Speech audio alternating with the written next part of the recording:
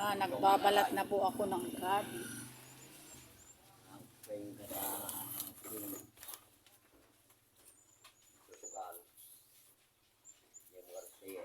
Ati kakabsat ke balatam lang atoy sa mo ipakbet ayusan naimasen.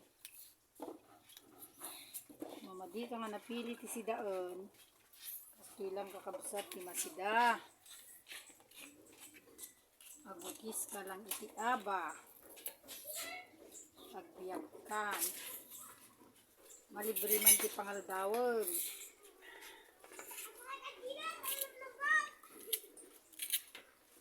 Kinuha lang ko ito sa paligid-ligid. Pero tanim ko po to. Dumami na. Tapos, makuha ka lang. Ay, latin ninyo nga, bulong mo na ang karot. Ganito lang po yan. Kabilis lang pong balatan.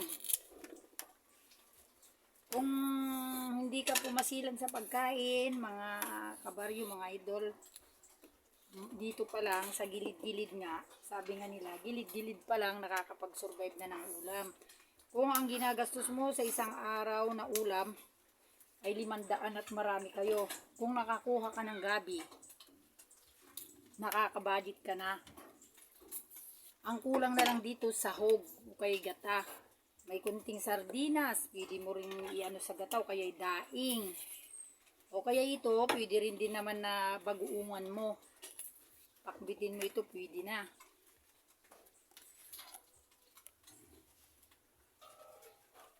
Lalagyan mo ito ng baguong, pakbet, tapos lagyan mo ng kunting kalamansi o kaya suka.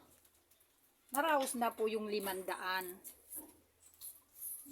Gaya kayo mga misis, kung hindi po kayo masilan sa pagkain, minsan-minsan pag may maharbis sa paligid-ligid, mag-ano po kayo, manguha po kayo ng mga ganito. Manap po kayo sa gilid, gaya ng dahon ng malunggay, lagyan mo ng papaya. Yan po ang advice ko sa inyong mga misis. Kung may kunting sahog ka na, at may makukuhang mga ganito, at medyo ngayon ay gawat, mahirap po yung ngayon, maghanap ng pera, kahit ganito lang kung hindi ka pumasilan, mabubuhay ka na. Kaya po mga kabariwan ko, hindi po ako masilan, ganito lang po yung ginagawa ko. Pag wala kaming ulam, naghahanap ako sa paligid. Ganito po. Magaling po akong mag-survive ng ulam. Kung may nakita akong saluyot at may bunga ng papaya, kinukuha ko na yun, ipapakbit ko na yun. Tapos na naman ang pananghalian. Nalibre na naman ako ng 150 pesos sa isang kainan.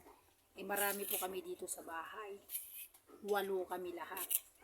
Kaya kung maluto ko ito, papakbit ko po ito, tapos meron kaming pritong isda, the best of the west. Number 1 po yan. Sa mga misis na hindi marunong mag-budget at meron naman kayo, nakatira naman kayo dito sa baryo, maaari nyong gawin ito. Pero pag nakatira ka sa city, mahirap po. Kasi lahat doon binibili. Kagaya nung nasa Tarlac kami dati. Lahat po ay binibili. Nitalbos ng kamote, binibili, samantalang dito, kaluwang ang pagtaniman. Marami na kaming tanim. Ganyan po. O doon, wala naman pong pagtaniman doon dahil sakto lang po na yung bakuran sakto lang. Kaya ito, ganito na lang ang ginagawa.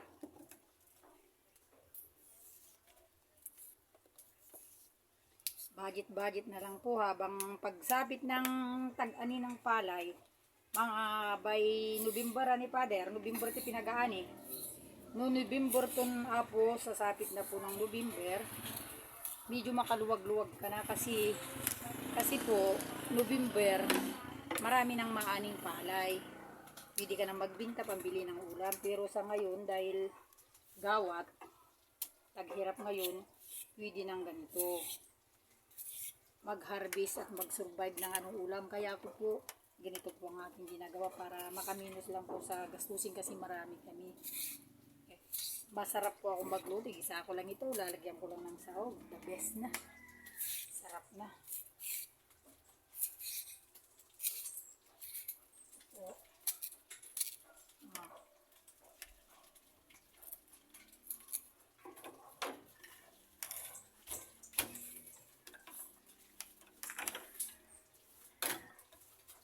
Tingnan nyo po, marami na. Isang ano na oh. Isang lutuan na rin ito. Kadali lang po maluto ito. Malambot lang kasi ito.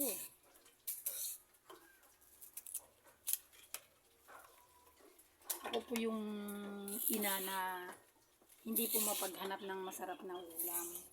Basta meron, hindi na rin. Kaysa naman nandun ako sa loob ng bahay, naghihintay ng makain. O di, maglibot na lang ako. Para sa ganun, nalibre pa ako ng ulam. Nalibre pa yung gastos sa isang kainan. Di po ba, mga idol?